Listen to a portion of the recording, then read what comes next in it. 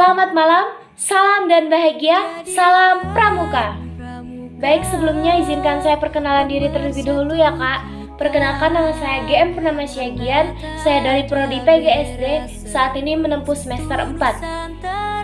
Sebelumnya saya ingin mengucapkan terima kasih kepada Kak Marni yang telah memberikan tugas kepada saya untuk memenuhi SKU.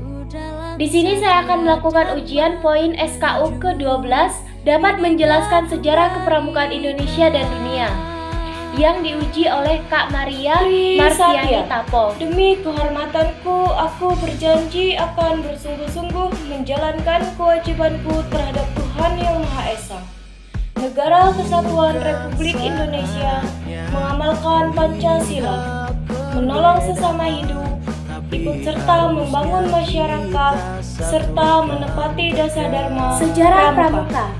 Di tahun 1916 didirikanlah organisasi pramuka untuk anak dengan usia pramuka siaga, yaitu usia 7 hingga 10 tahun. Organisasi pramuka tersebut kemudian diberi nama sebagai KAP atau Anak Serigala. Di tahun 1918 dibentuklah organisasi kepramukaan untuk kelompok remaja berusia 17 tahun yang diberi nama Rover Scout.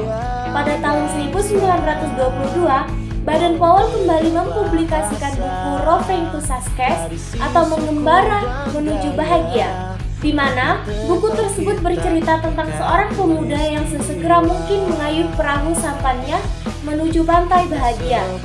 Pada tanggal 30 Juli 1920 hingga tanggal 8 Agustus 1920, sejumlah 800 orang partisipan pramuka melakukan jambore dunia yang pertama yang berlokasi di Olympic Hall, London. Jambore ini diikuti oleh sekitar 34 negara dan dalam acara tersebut, Baden Powell atas segala usahanya kemudian dinobatkan sebagai Bapak Pandu Sedunia atau Chief Scout of the World.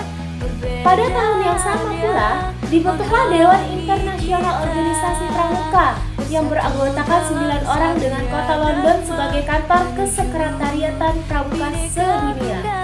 Kantor kesekretariatan pramuka ini kemudian dipindahkan ke Ottawa, Kanada di tahun 1958 dan berpindah lagi ke Geneva, Swiss di tahun 1600. Selanjutnya, sejarah kepramukaan dunia.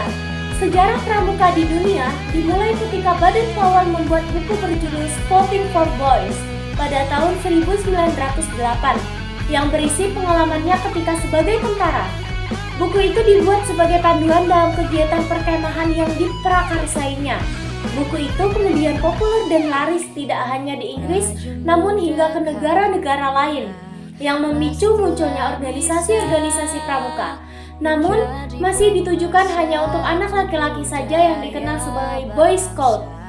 Pada tahun 1912, bersama Agnes yang merupakan adik perempuan Baden Powell, mendirikan organisasi pramuka untuk wanita dengan nama Girl Guides, yang kemudian kegiatannya dilanjutkan oleh istri Baden Powell yang bernama Olaf Solms atau yang dikenal sebagai Olaf St. Maka dari itu, sejarah kepramukaan dunia dan di Indonesia tidak lepas dari peran sebagai Baden Powell. Berawal dari kegiatan perkemahan yang diadakannya untuk pertama kali bersama 22 anak laki-laki pada tanggal 25 Juli 1907 di Pulau Bromsea, Inggris. Kegiatan yang berlangsung selama 8 hari itu mempunyai peran besar terhadap sejarah kepramukaan dunia. Itu saja yang bisa saya sampaikan. Lebih dan kurangnya saya mohon maaf. Terima kasih. Salam dan bahagia. Salam Pramuka.